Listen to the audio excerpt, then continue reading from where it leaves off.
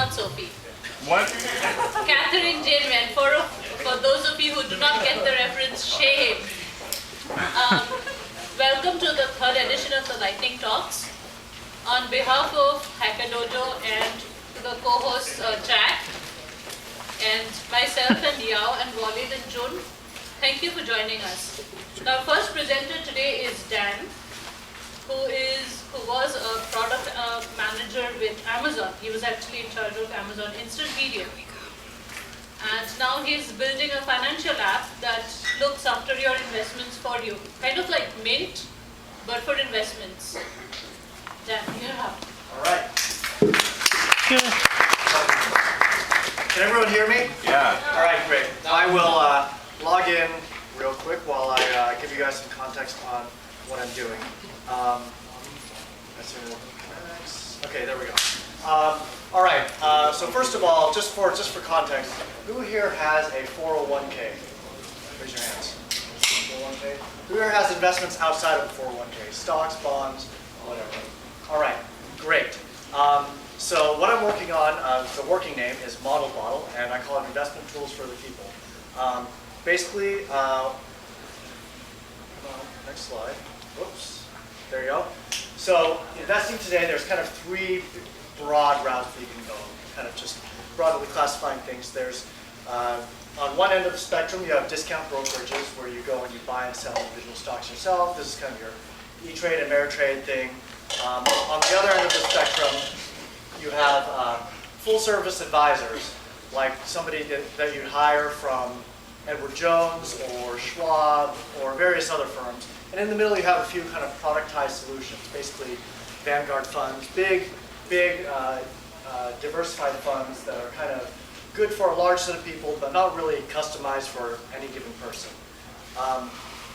So the problem here is that the cost of having somebody actually look at your investments and really customize it to your needs is pretty expensive. The typical fee is 1% in annual management fees, which when you compound that over time becomes rather large because of the power of compound investment. Basically in 10 years that becomes 10% of your potential value. And so what I'm building is a tool that can take these discount, just the standard stock buying discount brokerages and other solutions like ETFs, and basically do analysis on those to enable you to be your own financial portfolio manager. So the idea is simplifying a bunch of the difficult analysis so that you as an individual can make a decision on how to manage your assets. So I'll just skip directly to the demo from here. So basically what I have is something where, first of all, so I've set up a portfolio already. Something where you can go and define a portfolio of assets, of stocks, bonds, or whatever. So you see here, this is just a sample portfolio. I've put in Apple, Amazon, Microsoft. BND is an exchange traded ETF with bonds, and VTI is another exchange traded fund, which is just a general market index. How many of you guys think that this is a risky portfolio? Oh, it's very bad. Very? How many of you guys think this is a conservative portfolio? Okay, well, let's find out. It's not bad. So, this thing's going to think for a little bit. And what it's going to do, what it's doing in the background, is it's simulating a whole bunch of different scenarios, basically running this portfolio as if you started from various times from the beginning of like 1980 or whatever until now. My graphics, having a little bit of trouble with graphics, but basically what I'm presenting here is basically the risk and return trade-off between this portfolio. Let me turn off all the components. And a couple of benchmarks. So as you can see here, this is a risky portfolio. The colors don't come out too well, but it comes out over here on the right-hand side. So the bottom axis is return. The y-axis is, or the x-axis is risk. The y-axis is return. As you see here, my mouse right now is pointing to the S&P 500. And this portfolio is all the way over to the right. So significantly more risk, but also proportionally more return. I'm also presenting it in terms of what it would look like if you held this portfolio over a long period of time. And these are 90% bounds, basically. So the middle line is the mean. The top and bottom lines represent the 90% probability solution. So beyond that, also showing asset allocation, which obviously this wasn't a very complex portfolio, so the pie is pretty simple. And I'm also providing scenario testing charts. So let's look at, we can look at this portfolio in the middle of the 2007 housing crisis. And turning off the poll, we can see how all the components did. So the green line here, this line up here is the general market as a whole. Anyway, so that's what I have right now. Thanks for watching, everyone.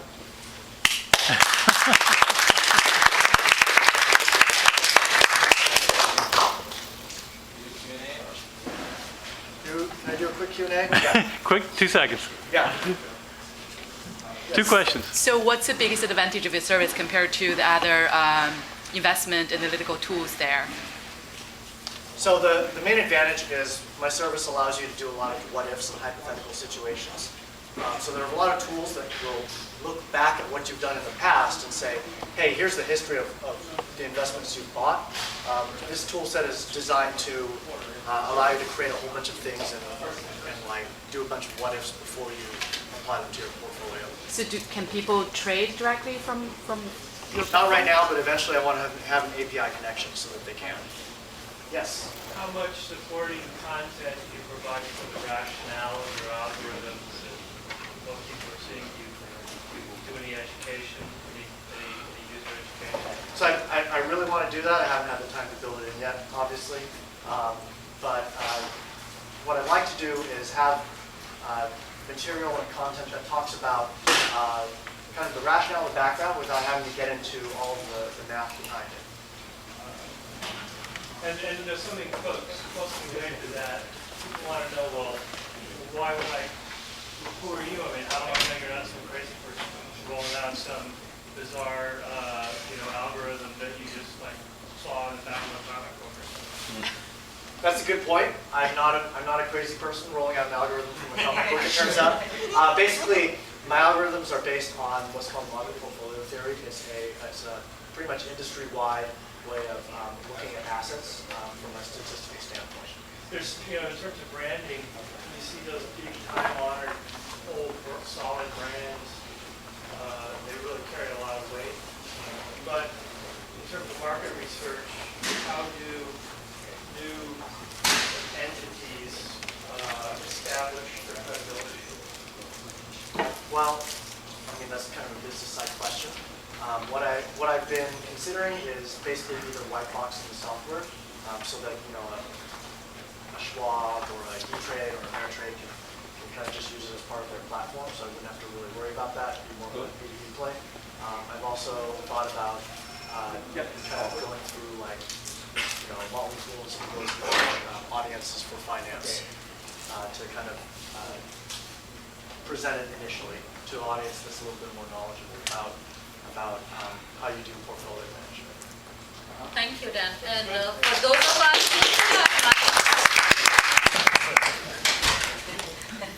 of us who still have money, especially on behalf of those guys, a special thank you.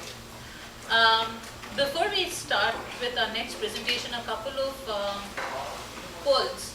Show of hands. How many of us won 4 speakers as opposed to 3 speakers for the presentation?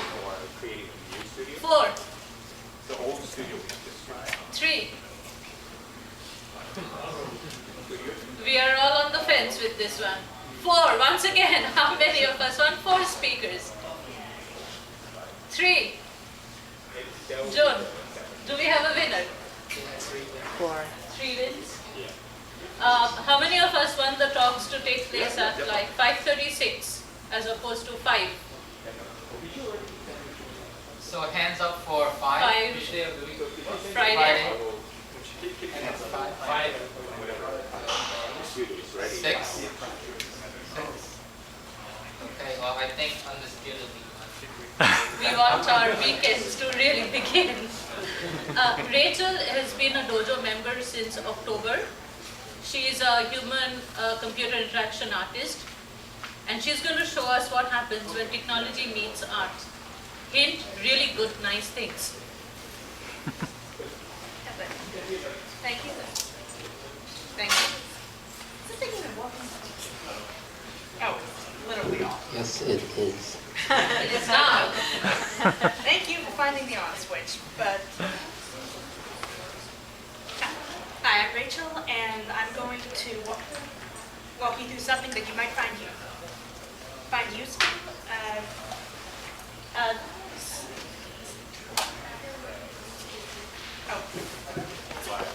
Hang on, is someone actually sitting over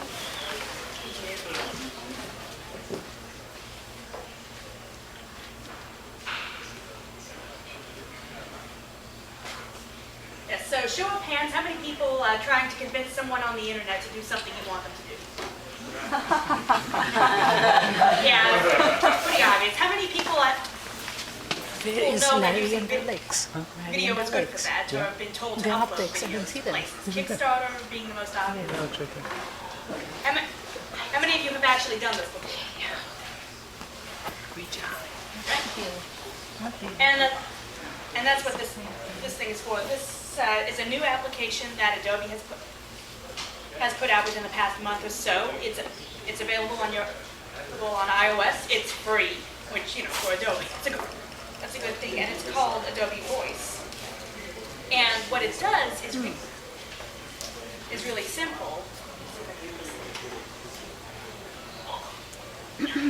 Awesome short video in minutes.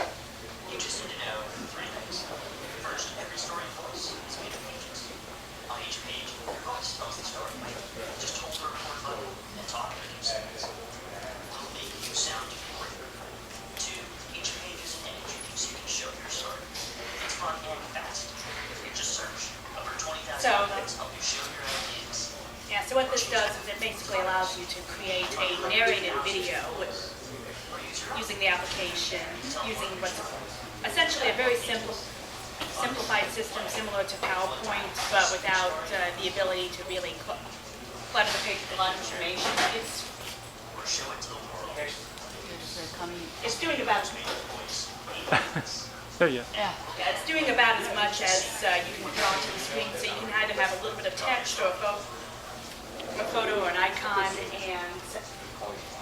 Thank you. and deal with yeah. So it's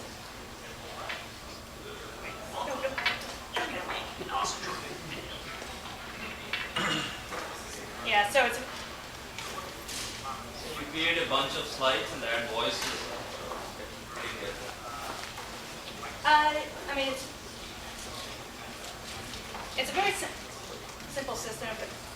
But you come into there. Basically, on each slide of this, it'll ask you to record just a little bit of your voice. Literally as simple as holding down the button and talking to say stuff, and then literally as simple as holding down the button and talking. And being able to, and then going ahead and it'll ask you to try and add text or an icon.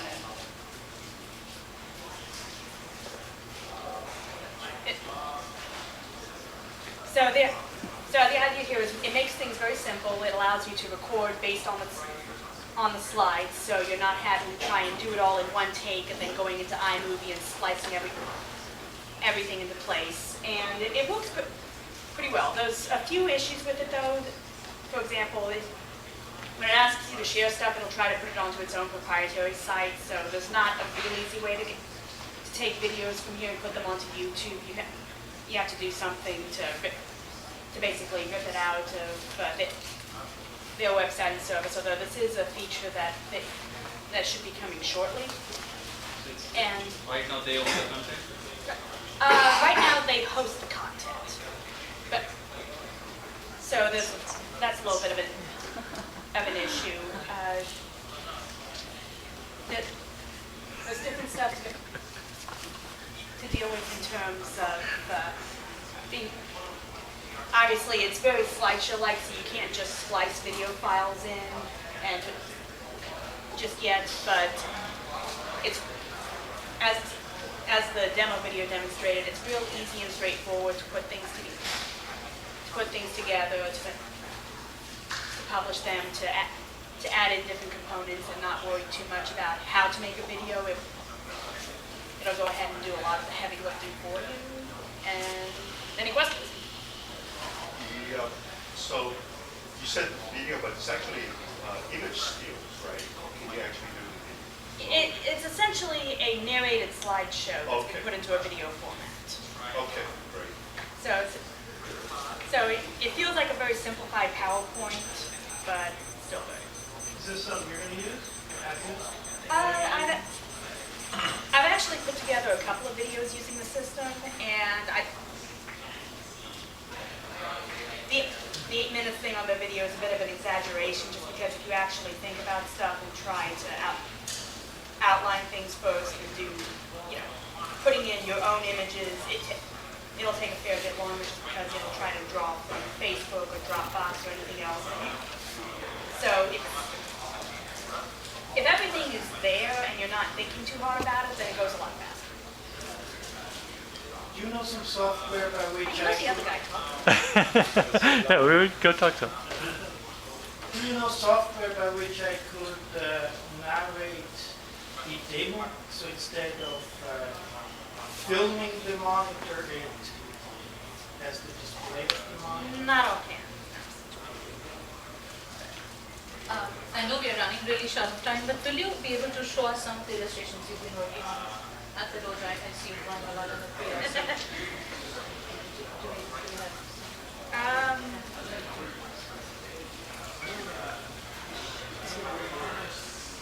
You will find Rachel sitting with a fairly large Wacom tablet and drawing some fairly amazing stuff. While she finds the images, are you all having fun? Yes.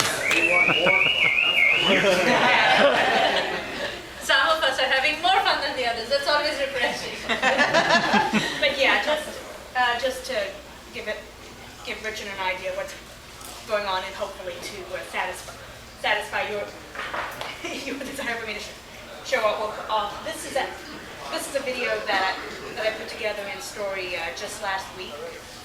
So as a Kickstarter update. In fact, so hopefully this will work.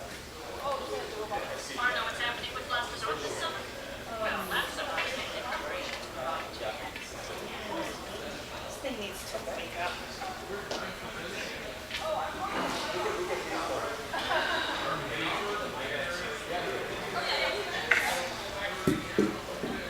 Actually, I think the speakers are here.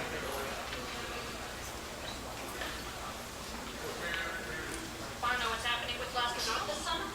Well, last summer I was making preparations for Kickstarter. In fact, I rushed it a little bit to have it ready in time before DragonCon so I could promote it at the convention. So where I should have taken a break after finishing Volume 2, I instead was raising funds to print books. I figured that I'd be able to use the time that I typically take to work ahead and put that towards the books afterwards. I succeeded at raising funds for the books, but it turns out I could have used that break after. So I'm taking it now. I do in fact have a plan. Each week that I would have been posting a typical comic update, the Kickstarter backers will get an update of their material instead. The backers will be the only ones that get to see the Volume 2 bonus pages at this point, but everyone gets to see the cover art. I'm giving myself 8 weeks, which should be more than enough time to finish these up, which means that regular updates should resume on August 24th of this year, 2014. Oh, and one more. Since I'm pretty sure everyone who's going to buy Volume 1 for its bonus content has already done so, I'm planning on posting it online during the break. Which means if you'd like to buy Volume 1 now to read ahead on the bonus content, that sounds like a very good idea. So sit tight, cross your fingers, and see you soon.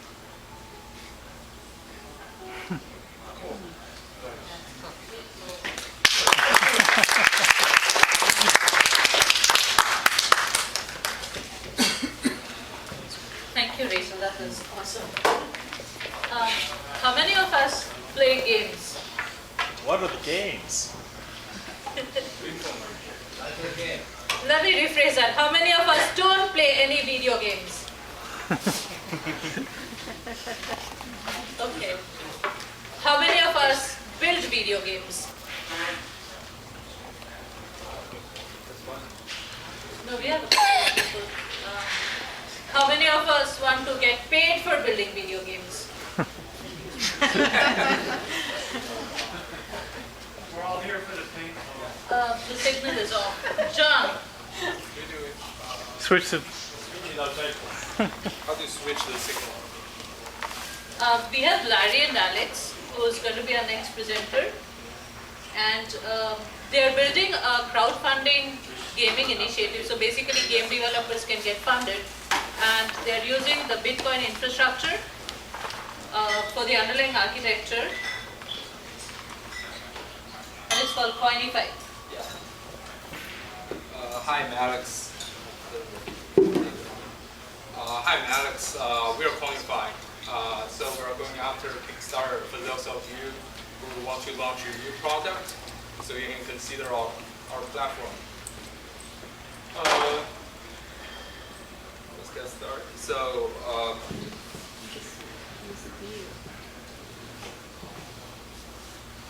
we are Coinify, basically a group of Bitcoin enthusiasts, and Coinify means transforming everything into coins. And basically what we are building is a crowdfunding website that allows game developers to sort of issue their personalized version of digital currency to raise funding for their project and to help them distribute these coins on multiple platforms like Facebook and Twitter and Google+. I will talk about who we are, what we do, and hopefully have some time to do a demo to show you the progress of our current product.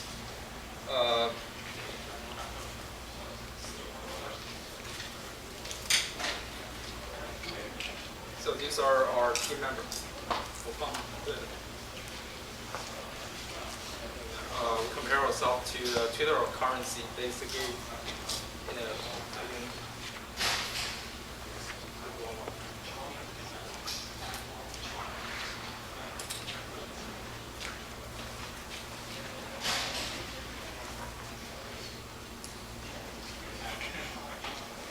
So it basically allows the developer to launch a coin backed by apps value, for example, in-game assets, and the backer can purchase this coin from developers.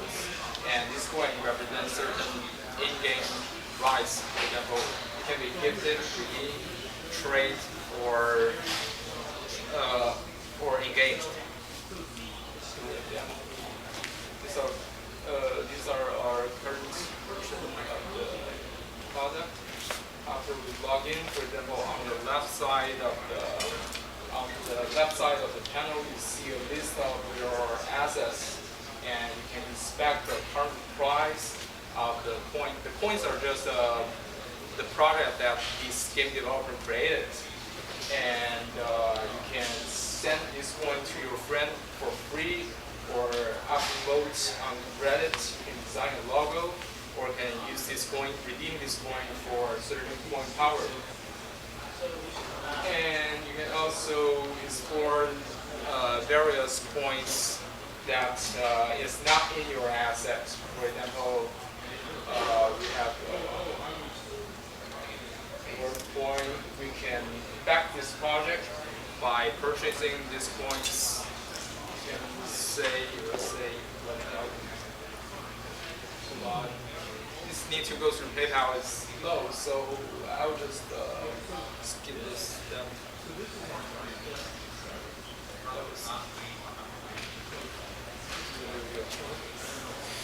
And you can see in your assets, there's word coin added to your assets.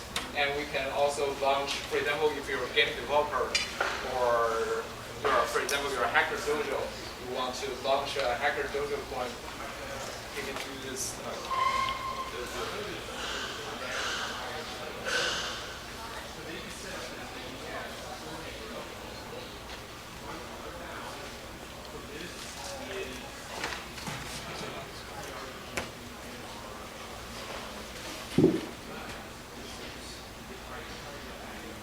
I select the category as community, and That's how much I want to raise. I want to raise that much.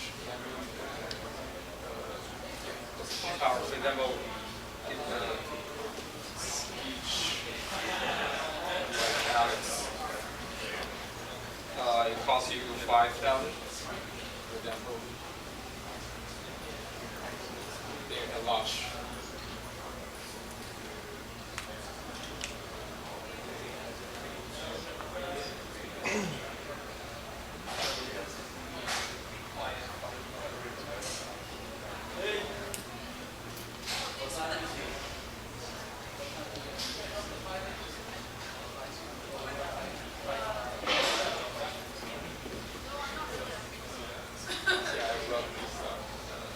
So it's Dojo coin appear here.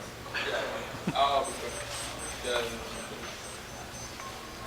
The main difference is that it's tradable, not like Kickstarter. You can trade for the Maro coin or Dojo coin for Bitcoin. Then you can trade on other platforms to redeem this Bitcoin for US dollar. And it's also easily socially distributable. You can send it as a gift to your Facebook friend, to social network. And it's our team. These are our team members, and we are currently hiring. And if you are a game developer or any other app developer that would love to cooperate, or any suggestions or feedback, welcome to reach me. Thank you.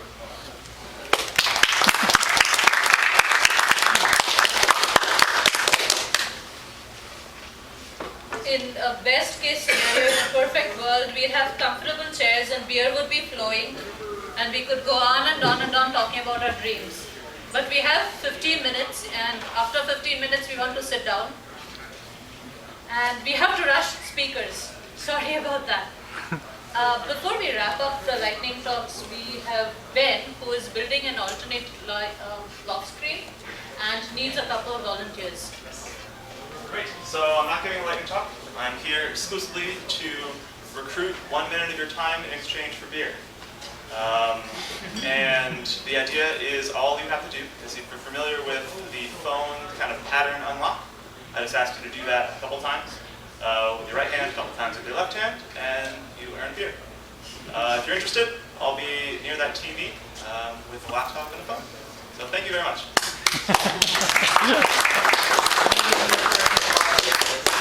I have a question for Ben. Yes. Does that beer come with pizza? Does the beer come with pizza? No, I have Guinness Black Lager, Belgian Fat Tire, and Gordon Bier's Market. You already have beer on hand. Good man. Thank you everybody for showing up at the lightning talks. Hope you had a great time.